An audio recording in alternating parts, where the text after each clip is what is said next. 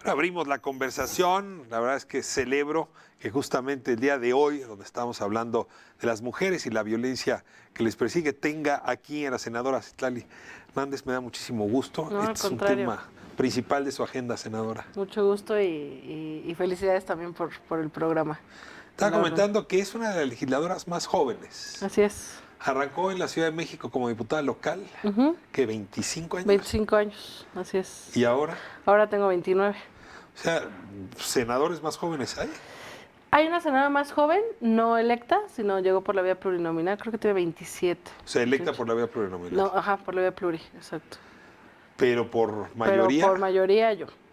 ¿Y cómo la tratan por su juventud? A ver, ¿qué pesa más en el Senado Híjole. donde la gente se necta? Yo creo ¿La que edad? pesan bueno, por lo menos en la poca trayectoria que tengo, ha pesado los dos, ¿eh? O sea, ser mujer y ser joven. Pero yo creo que a veces pesa más ser joven. Te juvenean. Me Que juvenean. es una palabra, una gran palabra, esa es nueva, ¿no? Sí, sí, sí, de Sí. que nos juvenean. Sobre todo porque además yo creo que hay otro elemento. Yo sí creo que la política se tiene que hacer de manera totalmente distinta. Entonces, escuchar e intentar hacerlo desde la juventud, para el otro implica que es pues ingenuidad o inexpertise, ¿no? Entonces, es como el doble sentido. O sea, no solo no sabe hacer política, sino que además cree que puede hacerla distinta. Pero bueno, con todo y todo, creo que pues yo me he entregado mucho en hacer bien mi trabajo, en aprender mucho, en darle otro tono. Y bueno, pues ahí estamos como Ahora, muy dando la joven, batalla. pero estás en la edad promedio de este país. O sea, Claro, tú representas a la inmensa mayoría de este país. así es. Sí, porque la mayoría de la población pues hoy es joven, ¿no? Y además yo creo que parte del último resultado electoral, los jóvenes influimos mucho. Entonces, por eso que también hay una responsabilidad fuerte. Sí, a mí Sí, me impresiona mucho cuando veo resultados de la elección pasada, que sí hay un voto que podría estar ligado a la clase, podría estar ubicado a la región, en el sexo no hay gran diferencia, pero no la hay entre los jóvenes. O sea, los jóvenes desde los de más altos estratos hasta de la base, la pirámide, los jóvenes del norte y del sur, todos, en su gran mayoría, querían un cambio y ese cambio lo tradujeron en Morena y Andrés Manuel López así Obrador. es. Y aquí hay una pregunta que se ha hecho muchas veces, pero creo que es alguien indicada para responderla. ¿Qué le vieron a Andrés Manuel López Obrador?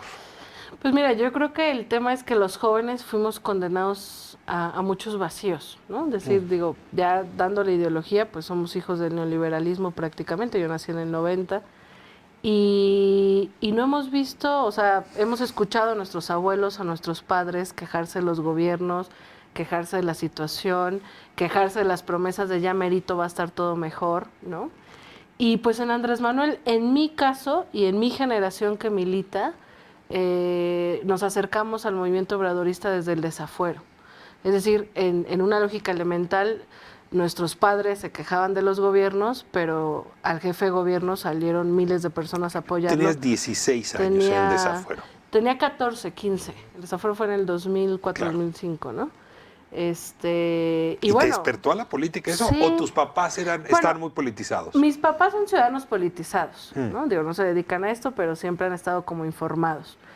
Y por supuesto que muchas generaciones, nuestros padres acompañaban tanto a Andrés Manuel como a Cárdenas y el deseo de cambio. Lo que yo creo también es que México siempre ha querido un cambio, ¿no? Lo que hizo en el 88, lo que hizo en el 2006, y nuestra generación heredó esas ansias de nuestros padres, de nuestros abuelos, y en Andrés Manuel se canalizó, ¿no? O sea, pudo haber sido Andrés Manuel u otra persona, pero la realidad es que fue en el momento en el que fue posible el cambio. Y además creo que algo que no se ha discutido por el modo en el que se está dando la discusión pública es que nuestra generación no solo está pensando en Andrés Manuel. O sea, el proceso de transformación que inicia a mí me parece que tiene que impactar de una manera fuerte nuestra generación, es decir, una nueva generación de políticos, de académicos, de deportistas, de artistas, y asumir ese momento que estábamos esperando. Pero el problema es que de repente todo se ha concentrado en la figura de Andrés Manuel, Que hay o algo de de injusto Morena en eso, incluso, ¿no? ¿no? Yo tengo la impresión que si bien Andrés Manuel López Obrador ha catalizado o ha encauzado buena parte de los ánimos de cambio, pues los ánimos de cambio en realidad eran un torrente desde la sociedad demandando un cambio. Claro. Cuando se emblematiza o se sintetiza en una sola persona, pierde uno de vista ese Exacto. torrente. Exacto. Y yo creo que lo hemos perdido. Hasta en la discusión pública, por lo menos de este año de gobierno, se ha concentrado en que la cuarta transformación es Andrés Manuel. Y no, nuestra generación asume que somos herederos de quienes abrieron incluso las posibilidades de hoy poder marchar y salir a las calles y no ser reprimidos, ¿no? Entonces, creo que hay un momento importante y nuestra generación también tiene que, digamos, reflexionarlo y analizarlo y salir de esa discusión que te digo se está concentrando entre personalismos y entre lógicas, a veces hasta ideológicas, ¿no? Porque nuestra generación también tiene nuevas causas. Yo creo que hay dos, el feminismo y las causas ambientales. Cuando hablas de nuestra generación, de su generación, no es una generación que está viviendo cosas solo en el ámbito de lo local. Esa es la generación que está marchando en Chile. Es la generación que se mueve en Argentina. Es la generación que hace temblar en Bolivia. Es la generación de los chalecos amarillos en París. Es la generación un poco antes del 132, los indignados, ocupar Wall Street. Es decir, es una generación que decidió tomar la calle, poner el cuerpo en la calle. Tú dices, y coincidiría, que la causa de la mujer está ahí, que el medio ambiente, pero también la visibilización de ser joven como actor político. Sí, y la visibilización de que las cosas van peor, pues, ¿no? O sea, insisto con el tema de la vida de nuestros abuelos, de nuestros padres, no fue la mejor, pero tuvieron más posibilidades de desarrollar cosas. Nosotros hoy somos una generación que de alguna u otra manera ha tenido el privilegio de estudiar, de ser profesionistas. Yo te lo digo, fui diputada, soy senadora y no pienso pronto comprar una casa ni tener la posibilidad para hacerlo. Y soy una joven privilegiada, ¿no? ¿Porque no te alcanza? Porque no me alcanza, porque crecimos sin... O sea, a mí me dicen pensiones, afores, y digo, ¿qué es eso? ¿No? A mi generación no le genera sentido la posibilidad de tener derechos laborales, de pensar en el futuro. Es decir, hay una condición de inmediatez. Y si en la inmediatez no vemos futuro, pues en la inmediatez decidimos tratar de construir un futuro distinto, ¿no? Y por eso es que salimos a las calles, por eso es que tratamos de cuestionar el sistema que nos heredaron. Esto que estás diciendo se ha dicho antes y valdría la pena que pusieras la lupa ahí. Es una generación a la que le cuesta trabajo ver el mediano plazo porque probablemente nadie les ha ofrecido mediano plazo. Entonces decía hace un momento, no están ahorrando para comprar una casa, tampoco están pensando en la pareja en el mediano plazo, Así es. No están pensando en la cuenta de ahorros. Es decir, es como si alguien les hubiera robado el mediano plazo. Hay quien dice, no, esa es una forma de ser del millennial. Hay quien dice, no, esa es una condena que se le ha impuesto al millennial. A ver, ayúdame a distinguir. Yo creo que no es una forma de ser, es, digamos, tú vas formándote con base a las circunstancias, ¿no? ¿Para qué te frustras pensando en el mediano y largo plazo si no ves condiciones realmente de pensar en ello, ¿no? Entonces, quizás nos hemos vuelto como más hacia lo inmediato, que es lo que medianamente podemos controlar, y frustrarnos menos, pues, ¿no? Porque además yo creo que hay un malestar fuerte en la juventud. O sea, el número de suicidios de los jóvenes ha incrementado en los últimos años de una manera preocupante, ¿no? El nivel de insatisfacción es alto. Entonces, casi es como una evasión de la realidad, ¿no? Claro que quienes decidimos formar parte del cambio o incidir y no conformarnos con ello, pensamos que tenemos que entrarle, o sea, es decir, no va a cambiar, no van a cambiar las cosas solo porque las evadimos o porque pensamos que podrían ser distintas, o sea, necesitamos entrar a cambiarlas y eso implica irrumpir incluso en el status quo, ¿no? Creo que por eso incluso algunos acompañamos a Andrés Manuel porque él era el único que planteaba algo distinto. Que podía abrirse la puerta, que se podía quebrar la cortina. Así es. A ver, ahora, del otro lado, las generaciones hacia arriba, la mía, y a mí me toca verlo incluso para las más arriba, es una generación que le gustó acomodarse y no moverse. Es decir, sí están ocupadas muchas oportunidades que tendrían que estar siendo ya abiertas a los más jóvenes, pues por individuos que no sabemos o no saben retirarse. Deja de plantearlo así, el mundo sindical, ¿no? El mundo sindical está pues gobernado por varones de arriba de 70 años, ¿no? Pues que hace mucho que no son trabajadores, pues. Claro, Ahí claro. se ve muy claro, es rarísimo ver una mujer en el mundo sindical, ¿no? Un líder en este país de un sindicato abajo de 40 años, es una cosa que no existe. Claro. Pero me puedo mover a las cúpulas partidarias o me puedo mover a las cúpulas empresariales.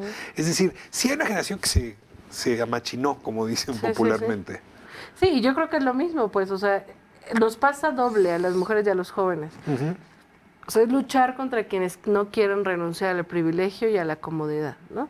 E incluso nos tienen ¿Por qué miedo. renunciaría? Te diría el Fidel Velázquez Claro, de la época. y nos tienen miedo, porque Ah. y creo que ni siquiera tendrían que tenernos miedo a los jóvenes. O sea, creo que se puede dar un diálogo intergeneracional en cualquier sector, en el que nosotros primero no caigamos en la soberbia generacional, que ese también es un problema en el que de repente podríamos caer, pero que tampoco, digamos, los otros o los más grandes piensen que vamos a llegar a desplazarlos, ¿no? O sea, es decir, queremos aprender, pero también queremos innovar, queremos estar y no queremos estar detrás, sino queremos estar al lado.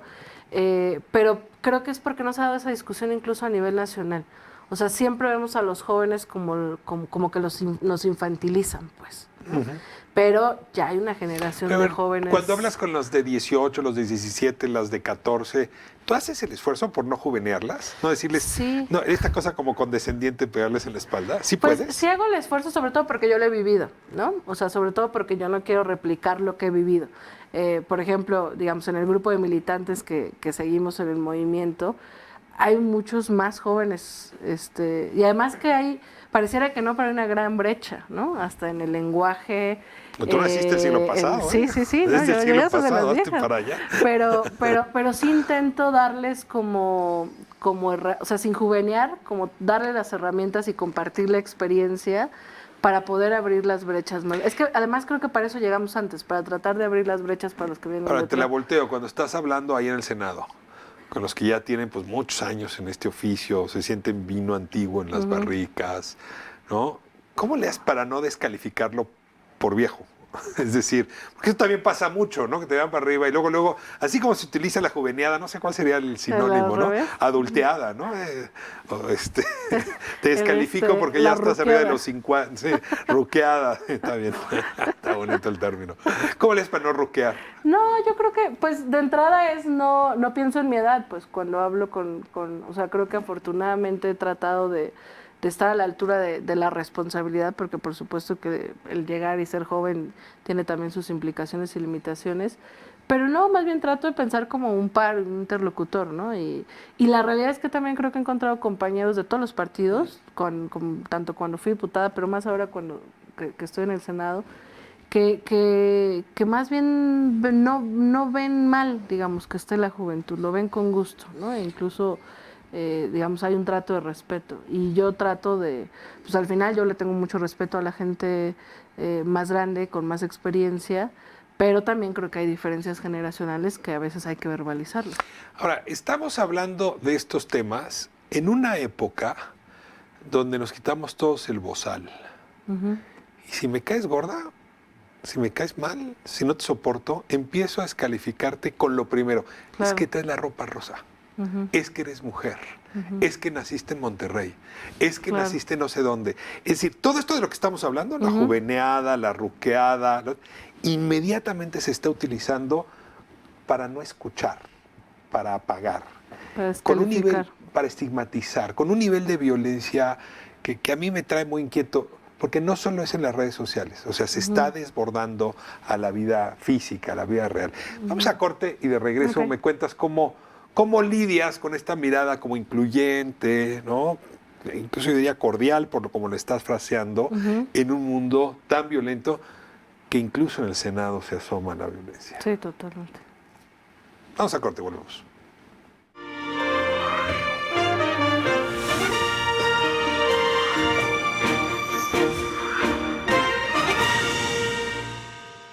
¿Qué tal? Los saluda el comandante Hernández. Esto es REC, Reporteros Ciudadanos de los Supercívicos. Este es un programa de televisión que no debería de ser de televisión, porque prácticamente todo el contenido que sale de aquí está hecho en celulares.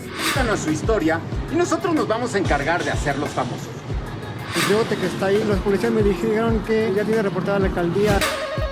Suban banqueta está muy resbalosa, entonces le vamos a poner estas lijas para que la gente no se vaya a romper la madre, ¿no? Porque su Barbie, Ejército de Oriente, siempre está lleno de caca. Este es Ejército de Oriente, ya había reportado que aquí se inunda seguido. Aquí no hay cámaras, ni micrófonos, ni maquillaje, sino simplemente historias reales de gente real que busca solucionar problemáticas de su comunidad. El día de hoy vamos a buscar esas banquetas que han sido invadidas por la gandallitis y vamos a tratar de buscarles un remedio para curarlas.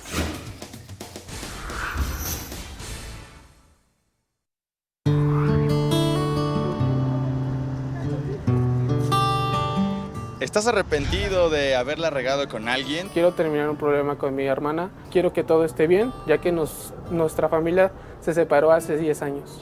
¿Deseas hacer el orgullo a un lado y recuperar a esa persona que tanto amas? Que la quiero mucho, que necesito estar con ella para sacar adelante a nuestra hija. Reconciliaciones es el espacio perfecto para que esa persona regrese a tu lado y obtenga su perdón. ¿Por qué no estar con la familia? ¿Por qué no disfrutarse? ¿Por qué no amarse? ¿Por qué no apoyarse? Llueva, truene o relampaguee, nosotros estaremos ahí para conseguirlo. Hemos llegado, hemos arribado, vamos a ver qué pasa. Este es un detalle. Recuerda que cada una es muy especial, ya que realmente no sabremos qué sucederá. Ando buscando al dueño de mis quincenas. Busco a la dueña de mis quincenas. Busco al dueño de mis quincenas. Búscame a través de Facebook, las reconciliaciones de la octava. Así que ya lo sabes, no te pierdas estas reconciliaciones aquí, en la octava, por supuesto, por el 8.1. Oye, Cris, te tocan las quesadillas. Yo las pagué la vez anterior. Es que no traigo lana, todavía no es quincena. Pues sí, efectivamente, ya se acabó toda la lana. Oye, ¿y si invitamos a un famoso y le gorreamos las quesadillas? Pues de una vez, ¿no? Luego. Qué linda está la mañana y en que vengo a saludarte. No, pero ya trae la salsa en chicharrón, ¿no? A ver, la técnica del agarrado, a ver, ¿es importante? Totalmente. Aquí. El dedito chiquito tiene que ir levantado, ¿no? ¿Es la técnica? No, yo no lo levanto. Yo levanto, pero esta la boca. Y ahí está el preparado. Ay, miren nomás. Oye, aplauso a Techi que lo hizo sensacional, qué bárbara. Ay, se va a poner esto muy romántico, así que no se lo pierdan, obviamente, por la octava. Claro, ahí los esperamos, Alex Aguilar y Cristian Rodríguez. Somos ¡Gorrones! Hola, ¿qué tal? Yo soy el Tigre Toño Molina. ¿Y qué crees? No.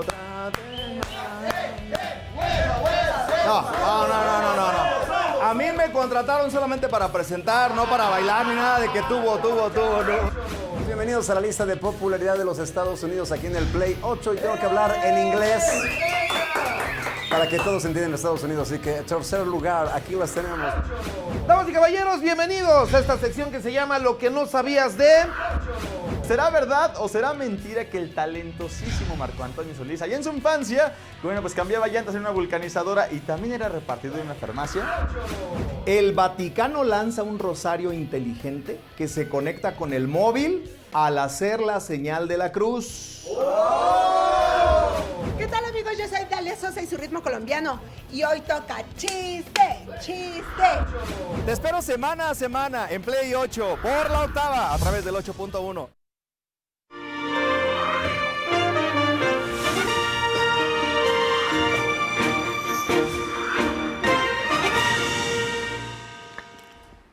Estamos con la senadora Citlali Hernández, hablando de la facilidad con la que se anula la escucha del otro, que es un pretexto para no oír. Claro, es que practica otra religión, ¿no? Es que es mujer, ¿por qué la voy a escuchar? Es que es indígena, ¿no? Y no tengo, o al revés, es que es fifí, ¿no? Es que claro, estos que son riquillos y vienen del penthouse. En fin, cualquier cosa sirve de manera oportunista para no escuchar al otro. Y preguntaba, senador, si así es en la Cámara Alta también. Digo, ahí viven humanos y también viven mexicanos, sí. Entonces trabajan. Sí, yo creo que es transitorio, ¿eh? Yo pienso que estamos frente a la necesidad de un cambio de conversación. Es decir, los dueños de las conversaciones antes eran un grupo bajo el que, digamos, las discusiones no eran, digamos, tan abiertas. Yo creo que hay o sea, la oposición habla de la polarización como si fuera algo negativo. Yo creo que hay un ambiente de politización y cuando hay un ambiente de politización hay quienes están a favor de una idea y quienes están en contra y la empiezan a discutir, más allá de los espacios donde naturalmente se Me discute. dejas abrir ahí la lupa, porque esta discusión la tuve con Martí Batres la semana pasada. A ver, una cosa es exponer los puntos de vista con sinceridad, con franqueza, y no importa que sean distintos. La sinceridad es fundamental. Y otra cosa es la polarización. O sea, la polarización quiere decir que en medio no hay nada. O sea, Claro. tienes dos planetas y en medio no hay nada. Y en ese sentido yo sí defendería que la polarización es muy negativa. Bueno. Porque incluso anula la sinceridad. Es decir, Claro. yo vivo en mi esfera. No Sí, tengo me por qué importa pe- lo me que tú importa. digas, ¿no? Lo que está faltando es el puente en medio para que los Exacto. polos o las posiciones se encuentren. Pues yo justo creo que estamos en esa transición, o sea, creo que no habría que asustarnos demasiado, o sea, creo que hay una conversación nueva, hay nuevos integrantes a la conversación y necesitamos todos los que somos, digamos, actores de la vida pública, de las discusiones, ser mucho más responsables con eso, ¿no? E invitar, o sea, sacar como la lógica del odio y de la descalificación, porque es real, o sea, y en el Senado creo que también, digo, yo lo he dicho muchas veces, necesitamos aumentar el nivel, ¿no? Estamos tan polarizados políticamente, o sea, cada quien, nosotros tan casados con la cuarta transformación y la oposición tan casada con decir que todo está mal, ¿no? Que entonces no se están generando los diálogos políticos, por lo menos en el Pleno, ¿no? Porque hay otros espacios de diálogo, de negociación, etcétera. Pero en el Pleno de repente los diálogos son de muy bajo nivel, porque podríamos estar, digamos, en dos posturas totalmente distintas, pero argumentando. Y luego hay una composición política distinta, que creo que también es parte de ello, ¿no? O sea, yo lo veo, digamos, yo me asumo parte del pueblo de México raso, no pertenezco a ninguna élite, etcétera, pero tengo 3 años de experiencia como legisladora. Hay otros compañeros que no la tienen, ¿no? Entonces, para ellos es tener al frente al representante del viejo régimen, al corrupto, al cómplice, etcétera. Y entonces a veces la descalificación es ustedes son unos corruptos, ¿no? O ustedes tal. Y creo que, digo, habrá quienes lo sean y es un adjetivo más que un insulto, pero creo que el debate tiene que ser de manera distinta y nosotros que somos, digamos, un megáfono de lo que piensan distintos sectores, digamos, también generamos como un efecto reproductor, ¿no? Entonces, la gente está replicando el debate que nosotros estamos dando. A ver, hace un momento dijiste una cosa que me llamó mucho la atención. Decías que la cuarta transformación es más allá que una persona, va más allá que una persona. Es decir, es un argumento más que una persona. Cabe hoy discutir en nuestro país algo sin personalizarlo. Y te lo pregunto otra vez en el Senado. Es decir, donde el argumento de casualidad se sostenga por sí mismo, los temas por sus méritos, en lugar de siempre estar viendo quién lo dijo y a partir de eso, claro, es que perteneces al otro bando, es que tienes intereses ocultos e inconfesables. Claro, yo creo que sí es necesario, pero te digo que es transitorio, porque a mí me pasó, a ver, cuando yo venía del activismo social, cuando yo me convertí en diputada, me iba como chivo contra cristalería, ¿no? Y entonces ni siquiera saludaba a quienes a mi juicio han lastimado esta ciudad, etcétera. Después me di cuenta los que te apestaban a corrupción sí, era como, sin no, averiguar, vamos. ¿no? Y entonces la reacción, por supuesto, de los otros, bueno, no sin averiguar, pues, pero era como, pues yo soy una persona decente, esa persona no es decente, no lo voy a saludar. O sea, era como una especie como de esa rabia, ese enojo acumulado que ha existido, ¿no? Y claro, después vas entendiendo que es un espacio parlamentario, entonces yo actuaba así y la reacción era que yo subía algún punto de acuerdo inofensivo, que me lo votaban en contra solo porque era yo, ¿no? La intransigente, Entonces entendí que, pues, el diálogo tiene que ser distinto y que era un espacio parlamentario y que hay cosas en las que podemos coincidir, hay cosas en las que no, que hay voluntades en las que se puede convencer y hay cosas, y hay intereses también donde de plano no se puede convencer. El tema es que mientras vas ubicando eso, vas construyendo un lenguaje y un diálogo distinto. Creo, por eso, que estamos en ese momento transitorio, en la opinión pública y en el diálogo político. A ver, Tlali, ahí tengo que confesarte cómo me siento yo, sobre todo en los ambientes a veces más familiares, pero también políticos y a veces periodísticos. Y es que sí me genera como erisipela, como varicela, no la discusión ideológica, sino el mismo tipo de intolerancia en ambos bandos. Y digo en ambos bandos, inmediatamente pienso en estos descalificativos, estas descalificaciones que te puso Laura Zapata, que hicieron noticia, fue trending topic, tú misma estuviste en este espacio, en la octava, hablando del asunto, pero lo tengo que traer a cuenta. Sí. Es decir, esa es una fórmula socorrida desde hace demasiado tiempo en nuestro país. Descalificar a alguien en función de su físico, decías en función de su sexo, ¿no? De su origen social, pero además con esos términos, ¿no? No quiero repetir los exactos porque no se me antoja ponerme a leerlos, pero te dijo algo así como regrésate a hacer quesadillas, lo tuyo es la traición. A ver, ¿cómo? ¿Estás acostumbrado? Ya Laura Zapata es como el equinoccio, digamos. Algo así. Mira, de yo esa creo barbaridad. que la diferencia, aunque podrá quienes, digamos, coincidan o no, yo llevo un año siendo, digamos, atacada por bots y troles, ¿no? Yo creo... A ti en concreto. Mi hipótesis es que como yo uso mucho Twitter por un tema generacional y porque además yo estoy de comunicación, creo que es importante comunicar lo que hacemos. Yo creo que la derecha, un sector de la derecha, cree que yo formo parte de una estrategia de comunicación de la cuarta transformación que no le existe, ¿no? Entonces, como ellos están pensando, como ellos actúan, creo que hay un intento hasta de golpear psicológicamente. Yo tengo, hay senadores que no se adaptan a las redes sociales y de repente sí les ha generado impacto el nivel como de agresión, ¿no? Y entonces dicen, por ejemplo, hay que regular las redes. Y decimos, no, eso es censura. Y no son las personas... digamos, no es todo el pueblo de México opinando ahí. Tú sales a la calle y la gente no te está diciendo eso, o por lo menos no de esa manera, ¿no? Entonces yo creo que hay una estrategia, esa es mi opinión personal, creo que hay una estrategia de golpeteo orquestada por algún sector un poco... Bots con nombres falsos o con avatars, va. Pues Laura Zapata es Laura Zapata, una mujer que fue secuestrada, muy cercana a la señora Wallace, muy cercana a esa fórmula de sociedad civil. A ver, ¿cómo te explicas creo eso? Creo que ese sector, hay un sector derecha y casi ultraderecha de repente que se ha ido aglutinando bajo esa lógica, una lógica del odio, en la que discrimina, en la que es racista, es homofóbica, es discriminatoria, clasista, y yo, digamos, llevo un año viviendo así las redes sociales, ¿no? Lo de Laura Zapata, pues en realidad me da hasta pena por ella, porque de verdad, o sea, yo creo que el debate tiene que ser distinto. Ojalá me cuestionara, porque además creo que reaccionó frente a un tuit que yo puse sobre Evo Morales, ¿no? Sí, tú le diste la bienvenida. Yo puse bienvenido Evo Morales, así. Sí, nada más, usé un hashtag bienvenido Evo Morales. ¿Cómo te convierte eso en traidora? Lo que yo ¿Cuál era el argumento? entiendo. Se lo preguntaste. Pero ¿Traidora no me a quién o de quién? No me contestó a qué. Mira, porque digamos, la alusión a mi físico, pues sí. O sea, tengo sobrepeso, ¿no? Pero traidora, incluso me agrede más que el que hablen de mi físico, porque no sé a qué se refiere con traidora, ¿no?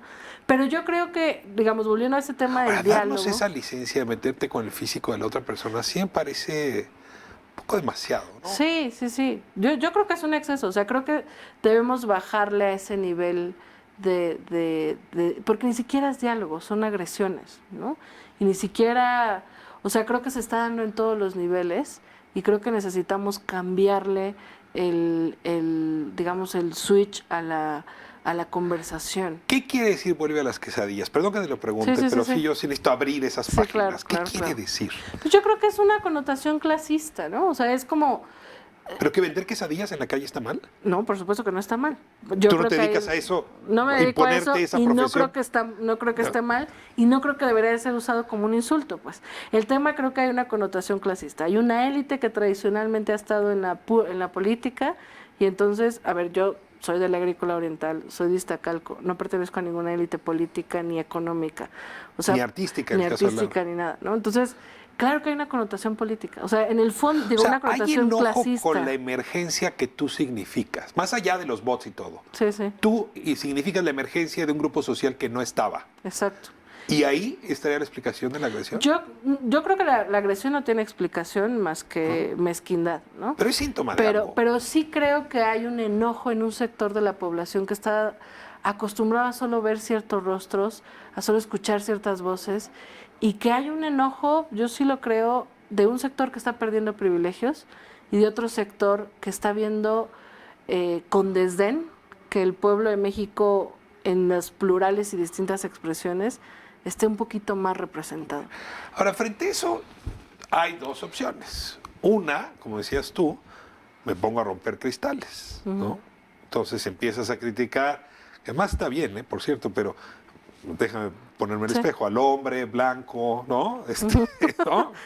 Empiezas a criticar ciertos tonos. Yo, por ejemplo, he escrito fuerte contra ciertos manierismos relacionados al Fórmula 1 y he sido muy criticado por esas críticas. Y la otra es construir lugar común. ¿Cómo le haces para no dejar de ver esos síntomas de polarización y de estigmatización y al mismo tiempo cambiar el tono de la conversación, cambiarlo para construir un común denominador? Te pregunto desde tu experiencia. Bueno, desde mi experiencia yo trato como de reflexionar todo el tiempo. Es que el tema es que cuando nos metemos a la dinámica y además al círculo rojo, porque la realidad es que todo esto se da en el círculo rojo. O sea, pero tú decías muy bien, pero eso derrama al resto de la sociedad. Sí, derrama para abajo, pero para el otro sector que se está politizando y que está politizado, que ahora es más que nunca, eso estoy convencida. Pero yo creo que es entender, creo que nos ha costado trabajo entender que estamos en un cambio de régimen. O sea, el presidente habla de un cambio de régimen. O sea, no es solo un cambio de gobierno. Y creo que todos los que incidimos en la vida pública tenemos una responsabilidad en lo que hacemos y en lo que decimos. Y si no tenemos una reflexión de entender que cada vez se achica más la diferencia que, digamos, había entre arriba y abajo, y que el diálogo tiene que ser un poquito más circular, más empático, vamos a quedarnos cada quien con nuestras posturas y vamos a estar demeritando al otro, ¿no? Y vamos a dejar de entender que no siempre tenemos la razón, por supuesto, y que el otro puede estar a lo mejor equivocándose en las palabras que usa, pero tiene una motivación. ¿Tú estás dispuesta a escuchar a Laura Zapata?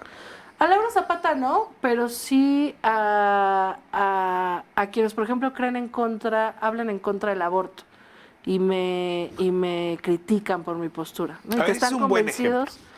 Es un buen ejemplo. El presidente ha dicho que ese es uno de los temas que divide, por eso no se ha querido pronunciar. Tú has sido muy franca en esto. Sí, claro. Tú estás a favor de la libertad de las mujeres a decidir sobre su cuerpo. ¿Estás dispuesta a conversar con los movimientos familiares, con los movimientos religiosos? Si no, oiga, no me imponga eso usted, senadora, desde la ley. Sí estoy dispuesta y ya, digo, no para el tema del aborto, pero por ejemplo, una de las primeras iniciativas que yo presenté fue para prohibir las mal llamadas terapias de conversión, que son dirigidas a la población LGBTI a través de actos casi tortuosos.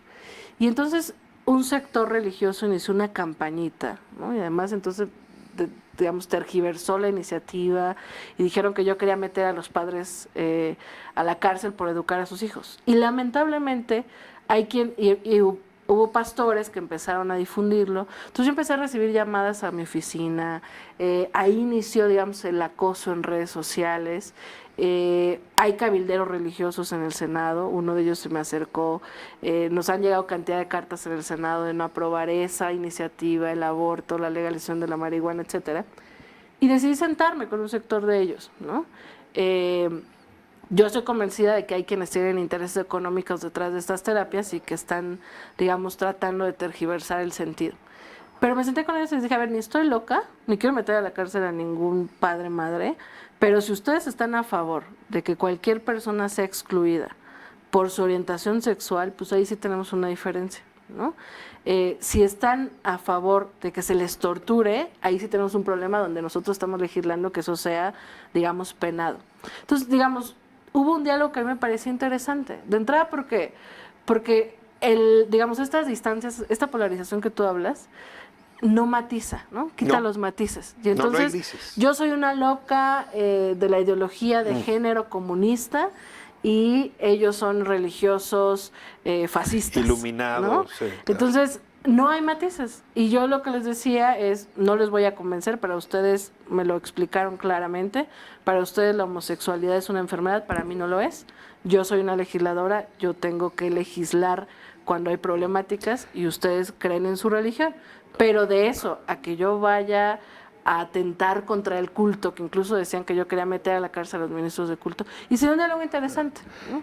Lili Téllez, a ver, está en el mismo partido que tú, es compañera tuya senadora, además diría amiga mía, que se ha enojado mucho con ustedes, legisladoras de Morena, que están a favor de la libertad para decidir.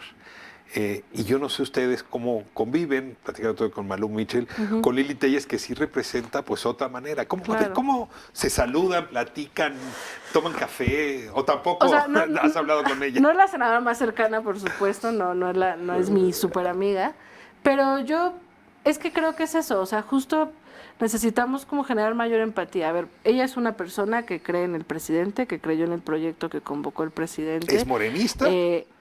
No está afiliada a Morena, Okay. No cree del todo, digamos, en el proyecto de Morena. Yo fundé Morena, yo estoy convencida del proyecto de Morena. Ella forma parte, digamos, de esta alianza plural que acompañó, digamos, el resultado electoral. Y yo creo que en eso coincido con ella. O sea, en la simpatía hacia Andrés Manuel, en acompañar el combate a la corrupción, cuando hay una senadora etcétera. Morena que se levanta, toma de tribuna y dice lo contrario a lo que tú crees, ¿cómo lo vives? Bueno, ahí sí yo, pues por eso reaccioné alguna vez que pasó, que ella se enojó del pañuelo verde que le llamó de más trapo. Y por supuesto, pues yo levanté la mano para explicar primero que no era un trapo, que era un símbolo y que no estaba de acuerdo, ¿no? Y bueno, hay que... Patricia Mercado había dejado justamente el pañuelo verde en los asientos y se enojó muchísimo. Se enojó muchísimo. Y bueno, pues yo lo que le he dicho a ella es, yo no concuerdo, en eso no nos vamos a poner de acuerdo, ¿no? O sea, ¿Morena es un espacio de aprendizaje? Para... Yo no creo, no sé si Morena, pero creo que estamos... A ver, nunca habíamos gobernado, siempre habíamos sido oposición, resistencia, y por supuesto que estamos aprendiendo, digamos, a transitar hacia el otro lado, como también lo está entendiendo la oposición. Nosotros, cuando fuimos oposición, yo creo que nunca fuimos mezquinos, y ellos están siendo mezquinos. Entonces nosotros creo que estamos aprendiendo, estamos transitando, y a eso me refiero con que creo que tenemos que entender el momento que nos... A mí me acorte de regreso, sí, me encantaría, sobre todo a raíz de el zafarrancho con Gustavo Madero, lo que te tocó a ti ver de cerca, que nos lo cuentes casi en cámara lenta, entender qué está pasando en esta relación entre las oposiciones y el partido dominante en la Cámara de Senadores. Estamos con la senadora Citlali Hernández, vamos a corte, volvemos.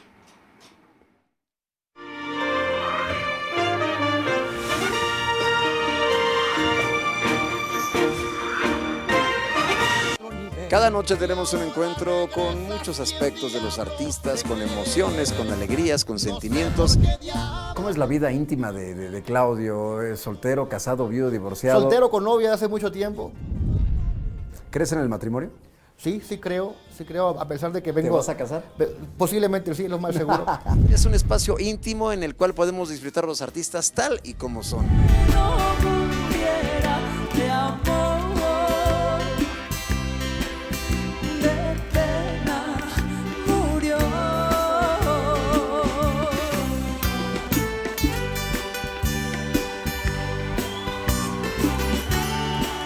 Toda una puesta en escena en un ambiente íntimo solo para ustedes en las noches de Bohemia.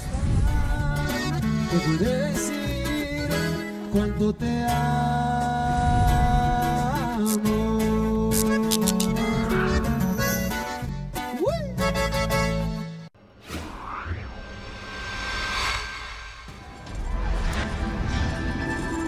Este es el mundo de la ilusión, este es el mundo de la magia que tenemos para todos ustedes en Bajo la Manga.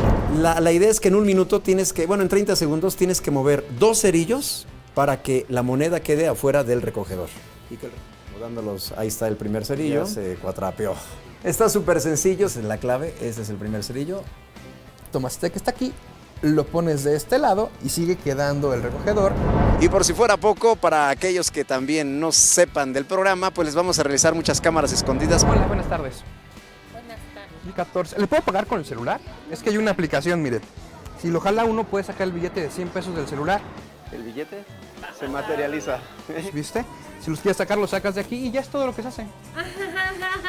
Así que ya lo saben, Bajo la Manga, soy Gabriel Escamilla, es la octava, aquí nos vemos.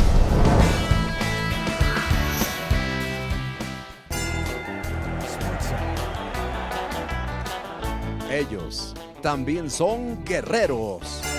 No hay problema, Willy. Bienvenidos a Guerreros, un espacio en el cual descubriremos muchos aspectos de nuestros invitados. Con mi papá y con mi mamá y les dije, yo quiero ser artista. Y me dijo mi papá, ¿con H o sin H? Perdón. Donde yo empezaba como conductor de noticieros, hace como 500 canas menos y... Ándale. ¿Eres influencer? Sí. Soy guerrero. Soy guerrera. Soy guerrero. Soy guerrero. Soy guerrera. Ustedes ya saben de quién se trata y si no, lo averiguaremos en Doblaremos la apuesta. No te pierdas Guerreros en la octava, aquí en el 8.1. Ya, llegamos, por favor. Los cité aquí. No se desesperen, por favor. ¿Pero dónde está, gatito? Ya es bien tarde. El lugar es el indicado. Bueno, esta pirotecnia mandé a echar justamente para este gran lanzamiento. ¿Pero a qué hora lo citaste? Ya queremos ir rápidamente. No sean desesperados. Valdrá la pena la espera, Alex, te lo prometo.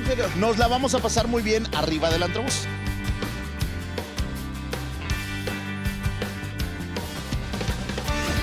Oigan, ya sé, ¿qué les parece si caracterizamos a alguien y la disfrazamos de una francesa perdida en México?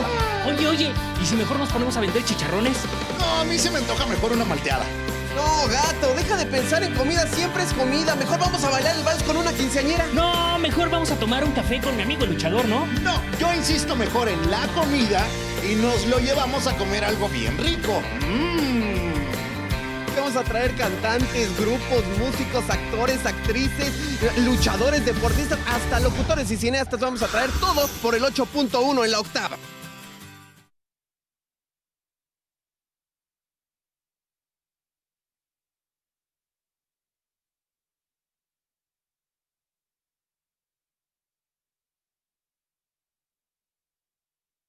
Si quiere usted participar, @RR en Radio Centro, @Ricardo M. Rafael, esto es en Twitter, también con mi nombre en Facebook y desde luego el canal que tenemos en YouTube de La Octava. Citlali Hernández, de veras que está haciendo una delicia esta conversación. igualmente. ¿A cómo entiende uno cosas cuando hablas con quienes vienen empujando el coche? Sí, tengo que decir que los más jóvenes traen bastante más claridad que otros. Pues más bien yo creo que necesitamos estar todo el tiempo reflexionando para no equivocarnos, por lo menos no con los errores de otros. Por lo menos que no sean los mismos. Los errores. mismos. Pues. Te pedí antes de irnos a corte que nos narres despacio lo que desde tu mirada ocurrió en este zafarrancho, porque no puede ser llamado de otra forma, a propósito del nombramiento de Rosario Piedra. Yo creo que no se lo merecía ella, no se lo merecía su madre, ni la Comisión Nacional de Derechos Humanos. No tengo idea dónde se descarriló este coche, pero sí cuéntanos lo que tú viste. Mira, yo creo que se le hizo el bolas en el rudo en los espacios de negociación, de los cuales yo no formo parte y no tengo conocimiento de qué pasó. Pero ¿vas a decir como Martí Bates que eres senadora raza? soy senadora raza. ¿Con Pero- Z o con S? Con las dos. Con las no, dos. pero creo que primero creo que fue lamentable y yo he dicho en todos lados que debemos una disculpa a la gente. ¿Ricardo Monreal se equivocó en la negociación? Yo creo que sí. Digo, no ¿En sé- qué se equivocó, O sea, Ricardo? no, es que yo no conozco los tonos de la negociación, ¿no? Pero yo creo que quizás pudo haber sido distinto desde antes, desde el inicio del proceso. Y luego también creo que el PAN, a partir de ese momento, elevó el tono de la discusión. Elevó el tono, a ver... digo, Perdieron el eje. Sí, y yo creo que mintieron. Por ejemplo, el tema del fraude, una cosa es que haya dudas y otra cosa es que haya fraude. O sea, fraude implica un dolo para conducir un resultado. Me queda claro que hay dudas porque, digamos, los secretarios dicen hubo 2 votos y uno fue una hoja y uno fue un sobre. No, en el primer Pero- tuit Ricardo Monreal da una cifra que es la misma que da el PAN, es Exacto, decir, que son los pero tú dirías 116 un error senadores. humano más que fraude. Sí, yo creo que fue un error humano que se fue construyendo. A ver, ganamos la votación, el PAN no se lo esperaba, a ver, hay que decirlo. Lo que hizo Monreal fue buscar votos de distintos partidos separados, porque no los logró como bancada. Y del PAN ellos tenían la cuenta de que tenían 2 votos. Se dieron cuenta que eran 4. Y como el PAN no esperaba que la ganáramos, es más, en ese momento no dijo nada. Después se pusieron a ver los videos y demás, y fue cuando primero sacaron que Monreal había metido un voto doble, y fueron como buscando, a mi juicio, la narrativa correcta. Y creo que en el fondo buscaban lo que al final pasó, que fue ensuciar el proceso. Ahora Pero tú bueno, regresas y dices, bueno, repongamos. Yo, a ver, yo cuando vi la convocatoria de la reposición, que ya aprendimos, uno se equivoca, repones. Y creo que el desaguisado es realmente no haber podido reponer el procedimiento de votación. sí, yo con sinceridad te puedo decir que hay 2 elementos que, digamos, impidieron que se pudiera repetir el proceso. Uno, que por lo menos lo que nosotros entendíamos es que el acuerdo con Monreal es que ellos le iban a bajar al tono de la lógica del fraude. Y No, quitaron la manta, por quitaron ejemplo, la ¿no? manta, etcétera.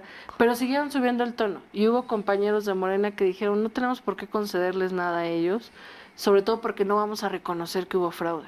Había quienes creíamos también que era importante repetir la votación, sobre todo para no repetir los viejos vicios y para que fuera claro, ¿no? Pero hay un elemento que es político, o sea, lograr la mayoría calificada para Rosario no fue fácil, ¿no? La logramos un jueves.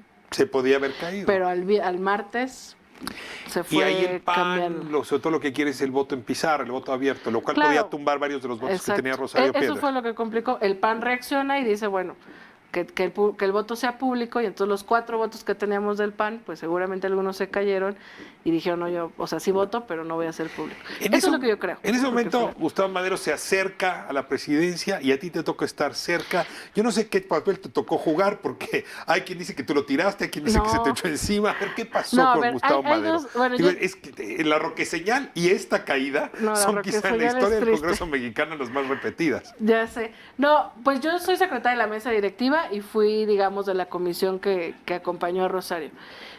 Pero yo vi a Madero, que además yo lo respeto mucho, muy iracundo, muy Ahí lo tienes fuera en de sí. pantalla, estaba fuera de sí. Estaba fuera de sí. Ahí hay una senadora en medio. Entre Madero y yo hay una O sea, senadora no fuiste en medio. tú. No, mira, esa manita es de una senadora, la senadora Marta Guerrero. Yo les empecé a gritar violentos. Ese fue mi error ya viendo los videos, porque yo me veo violenta. O sea, mi yo activista creyó que tenía enfrente a los granaderos.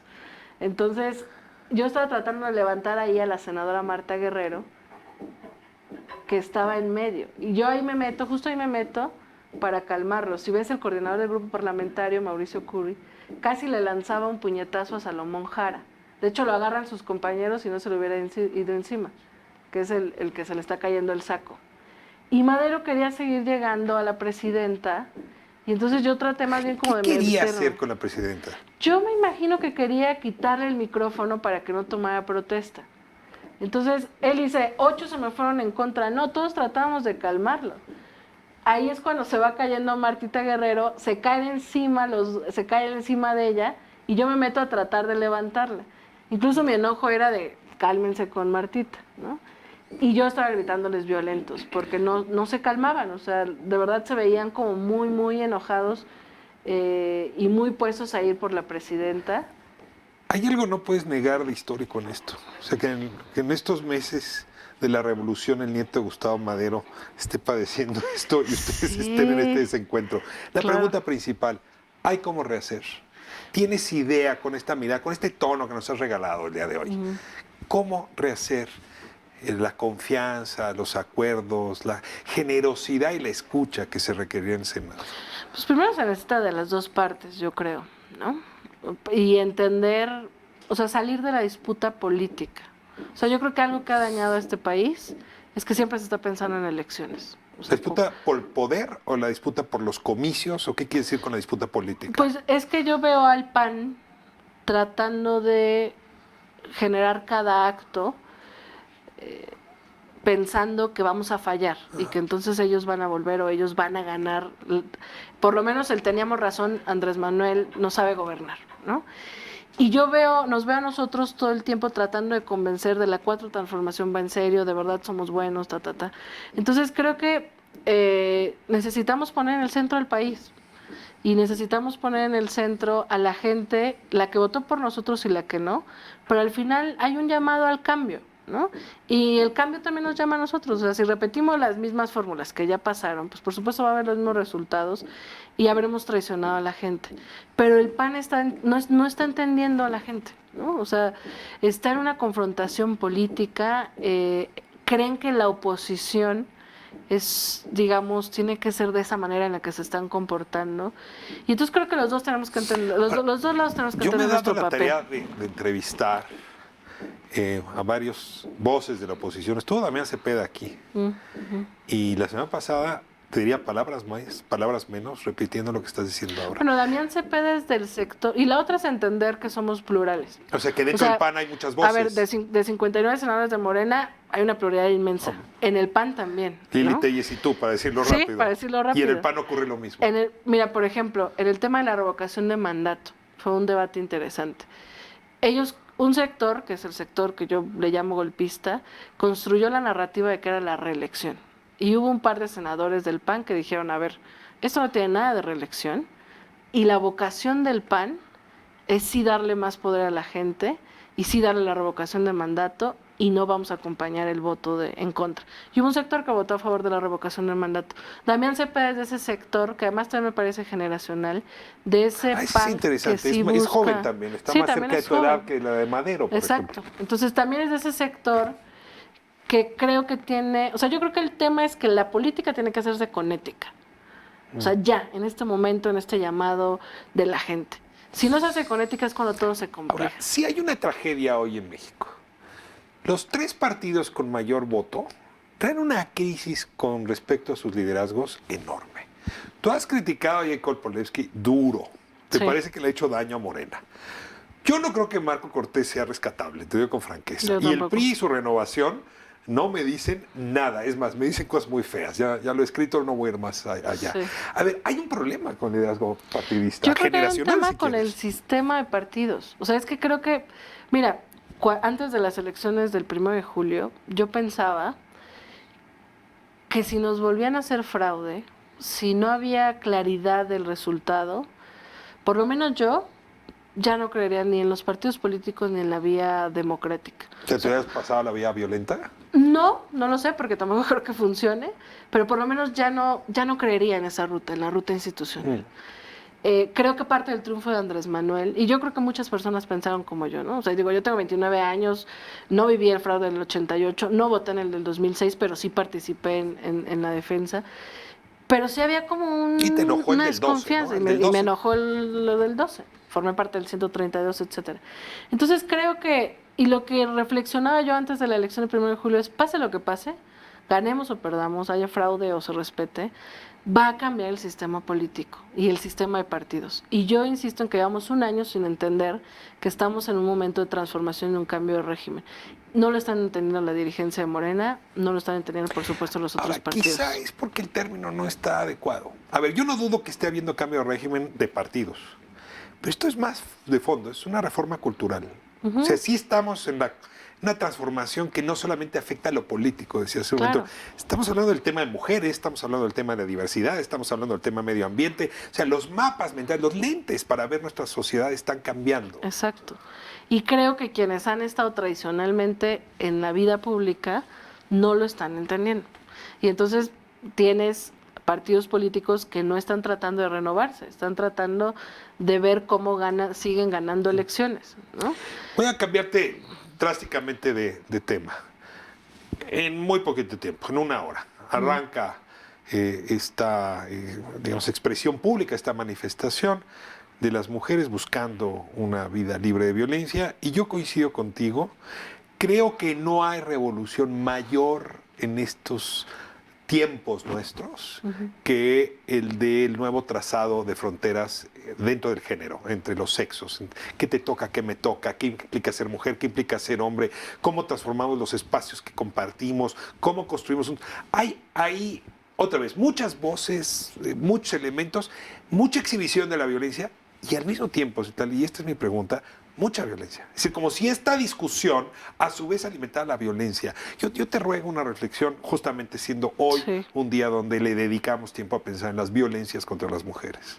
Pues que, mira, yo creo que el feminismo es una agenda disruptiva, una agenda valiosa, importante, porque, digamos, por ejemplo, en la izquierda, las feministas de antes eran de izquierda, pero la izquierda no era feminista, ¿no? Sin embargo, hoy hay una ola feminista en América Latina, en el mundo, en México, pero creo que en México a veces tratamos de repetir los movimientos de otros. A ver, la Marea Verde en Argentina lleva más de 10 años gestándose y hay un diálogo entre legisladores, movimientos, organizaciones. Aquí te paras, yo me he parado en algunas, digamos, con algunos sectores soy bien vista, pero también hay sectores donde me han corrido, solo por ser senadora, ¿no? Entonces, bueno, creo que también, digamos, primero es importante poner en la agenda la violencia estructural, simbólica, física que vivimos las mujeres todos los días, ¿no? Y la normalización de ello. Y cuando lo ponemos en la agenda, tendríamos que buscar el cambio de conducta de los otros, de los hombres, de las mujeres que tienen interiorizado lo que nosotros llamamos patriarcado, que es la visión, digamos, tradicional, solo desde el hombre y de un mundo de hombres para hombres, construido por hombres, invisibilizándonos, como si no estuviéramos nosotros ni en la historia, ni en la vida pública, ni en la ciencia, ni en el arte, ni en la política, etcétera.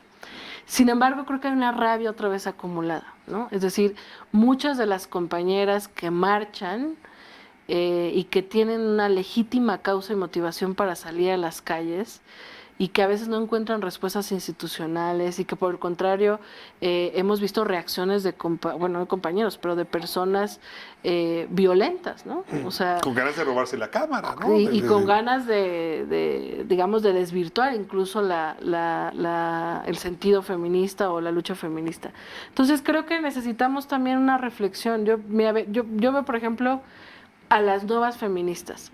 Creo que hay una generación que su primera causa es la causa del feminismo, porque le genera sentido que ya no quiere ser violentada, que ya no quiere ser acosada en el transporte público, que quiere salir libremente en la noche, en el día o a la hora que se le dé la gana, que quiere decidir sobre su cuerpo, que quiere salir adelante sin ser demeritada por ser mujer. Entonces le genera sentido que siempre ha sido excluida y entonces hoy incluso ponen, digamos, ese es algún sector de esa nueva generación en discusión, hasta feministas, digamos, históricas, ¿no? Por ejemplo, a Marta Lamas, que ha estado, ¿no?, aquí en este mismo espacio. Cuestiona y, digamos, señalan a Marta Lamas como una feminista clasista, una feminista privilegiada, además, etcétera. quitándole reconocimiento a causas entonces, de su época que fueron fundamentales. Entonces regresamos a lo que tú decías, solo estamos como demeritando por algo. Es decir, yo sí creo que Marta Lamas pertenece, digamos, a una élite académica, pero creo que eso no demerita todo lo que ella